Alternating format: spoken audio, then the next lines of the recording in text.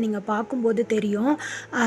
முழுவதும் பேதுரு வலையை போட்டு கடலில் மீன் அகப்படாமல் சோர்வோடு வர அந்த நேரத்தில் ஆண்டவர் அவரை பார்த்து ஒரு வார்த்தையை சொல்வார். ஆழத்தில் நீ தள்ளி கொண்டு போய் அங்கே உன் வலையை போடு அப்படின்னு சொல்லி.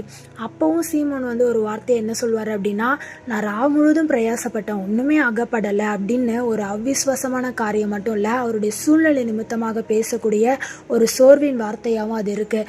இன்றைக்கும் நம்ம வாழ்க்கையில் நிறைய இடத்துல ஆண்டவர் இதை பண்ணிடுவாங்க, இல்லை இது நமக்கு கிடைச்சிரும் அப்படின்னு காத்திருந்து இல்லை நம்ம பிரயாசப்பட்டு ஒரு பலனையும் பார்க்கல அப்படின்ற ஒரு மன வருத்தம், சோர்வு, இல்லை இதுக்கப்புறம் எதையும் செய்ய முடியாதுன்ற அளவுக்கு ஒரு பெரிய ஒரு சோர்வு உங்கள் இருதயத்தில் இருக்கும் அப்படின்னா ஒன்றே ஒன்று தான், அந்த சோர்வையும் தாண்டி ஒரே ஒரு விஷயத்தை கண்ணோக்கி பாருங்கள். அது ஆண்டவருடைய வார்த்தை.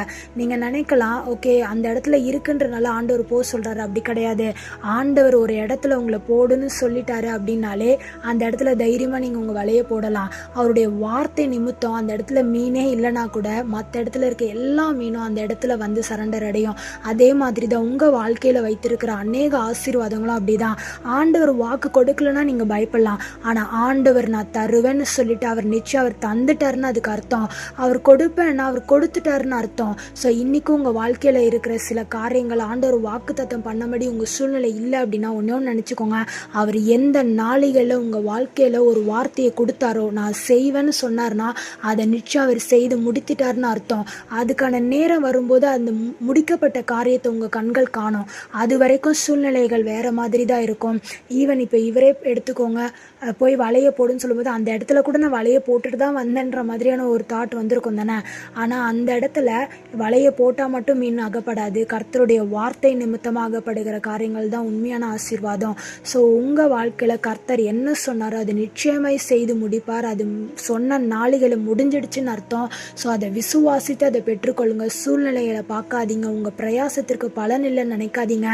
நீங்களாக முயற்சி பண்ணால் கூட வராத ஒரு ஆசீர்வாதத்தையும் பலனையும் கர்த்தருடைய வார்த்தை நிமித்தம் நீங்கள் காத்திருந்து பெற்றுக்கொள்ளும் போது ரெட்டிப்பாய் நீங்கள் அடைந்து திருப்பீங்க. இதுதான் இந்த நாளுக்கான ஆண்டவர் உங்களுக்கு கொடுக்குற வாக்கு தத்துவம். வலை கிழிந்து போகத்தக்கதாய் மிகுதியான மீன்கள், அதே போல் நீங்கள் நினச்சி கூட பார்க்க முடியாத அளவுக்கு நீங்கள் பிரமித்து ஆச்சரியப்படக்கூடிய அளவுக்கு உங்களை சுற்றி இருக்கவங்க ஆச்சரியப்படலாம். ரெண்டாவதுங்க, முதல்ல உங்கள் வாழ்க்கையில் நடக்கிற சில அற்புத அடையாளங்களை குறித்து நீங்கள் ஆச்சரியப்படத்தக்கதாய் கர்த்தர் இந்த நாளில் உங்களுக்கு அநேக காரியத்தை செய்வார்னு அர்த்தம். ஸோ சோர்ந்து போகாதீங்க, கர்த்தருடைய சமூகத்தில் தரித்திருங்க, காத்திருங்க, அவருடைய வார்த்தைக்கு கீழ்ப்படிந்து செயல்படுங்க. நிச்சயம் உங்களுக்கான பலன் ஆசீர்வாதம் மிகுதியாக கிழிந்து போகத்தக்கதாய் உங்கள் வலை நிரம்பத்தக்கதாய் நீங்கள் பெற்றுக்கொள்வீங்க. Praise the Lord. ஆமென்.